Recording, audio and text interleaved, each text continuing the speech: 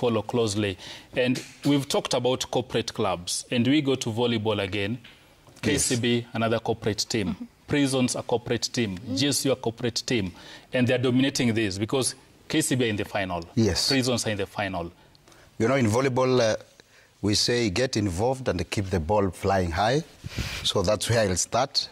KCB, again, they marched on to the final against DCI. 3-0 in the first leg of the semi-final and 3-1 in the second leg of the semi-final. So KCB will again renew their rivalry against Kenya Prisons. These are two teams who have dominated, but Kenya Pipeline were not, lucky because they exited against Kenya Prisons. They have dominated. Yes. And as Shitera is putting, money comes to play, although we are not taking credit from the coaches. But again, look at KCB. They are now there. They won their first continental title since 2006, 2 years ago. And now they are defending champions for the local league. And they will meet Kenya Prisons. Kenya Prisons are out to reclaim their title. They lost in 2021. So it will be a good match. It will be a good final. And the women volleyball is up there. And again, the school games, they really feed the volleyball clubs because a team like KCB, Coach Munala is always on at Kwadhanze in Machakos. For GSU, they are always in Rift Valley to try and get those talents. So, just as we've said, for rugby, just the same way, Kenya Volleyball Federation should continue to invest heavily on the school games. And we've seen a good competition. As I said, the format has changed for the volleyball. They are now playing in a best-of-3 series from quarterfinals. At least we are getting value for the league. And I know it is making a commercial sense. So in the next few years, if they continue with the same format, probably we'll be getting more sponsorships. For men, it's really competitive. You know, in Kenya, we think that the women league is stronger than the men. But we compare that, the men's league, we have that notion that Wafalme Stars, the national men's team, they don't do well in the continental scene.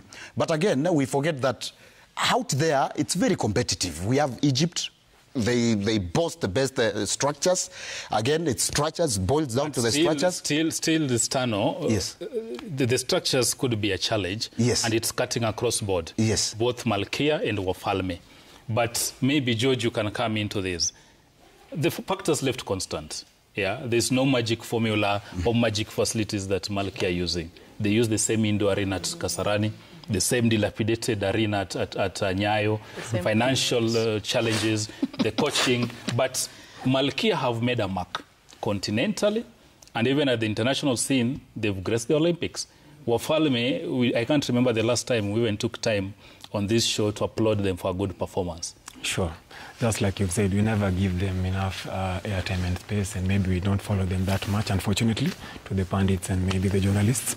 But I would like to say Malkia have always done well. And you see also success follows more success. And by this, I mean, this is why Mozart came through to sponsor them when they were headed to the Continentals.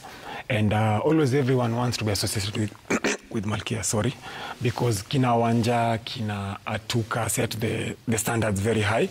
And, each and every person, when you talk about volleyball in Kenya, they'll always look at Malkia.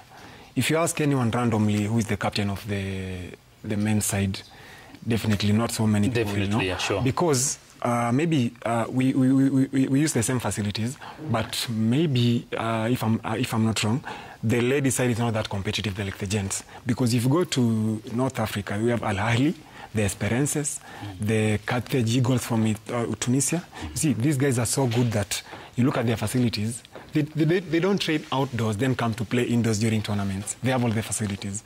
So in this case, I would like to maybe call upon Kina Babu na Mwamba again. We know we always come up with structures instead of stadiums. They look like cowsheds, I'm sorry.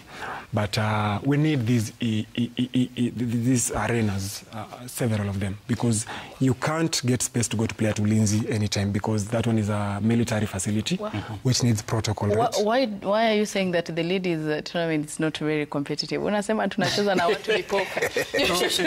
I said they play against another team that is prepared to play against them. So hakuna yenye unasema they are not the ladies team is not competitive compared to the Wafalme one. Okay. So we atuchezangi na vipofu. All of them, they have eyes, they have two hands. So you people must be giving your flowers. Yes, but you know, I think statistically level. I think Pia, let us give it to the girls. And number two, we also look at the developmental structures.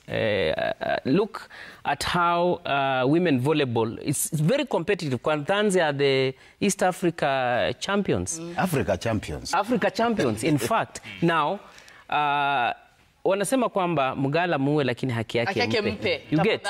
So in my view, I think the men's team will have to borrow a leaf from the women, because they have put up it takes, wanasema kwamba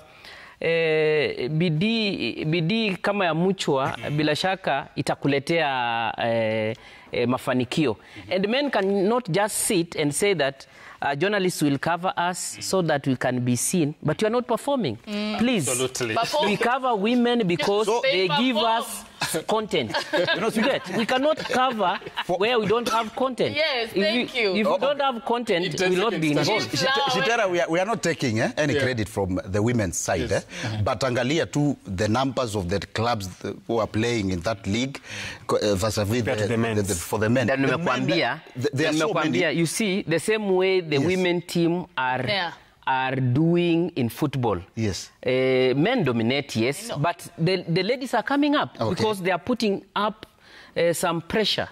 Now, the men's team in volleyball should not just sit back and say that women are given everything, they are given coverage, they are given resources, but you have nothing to show.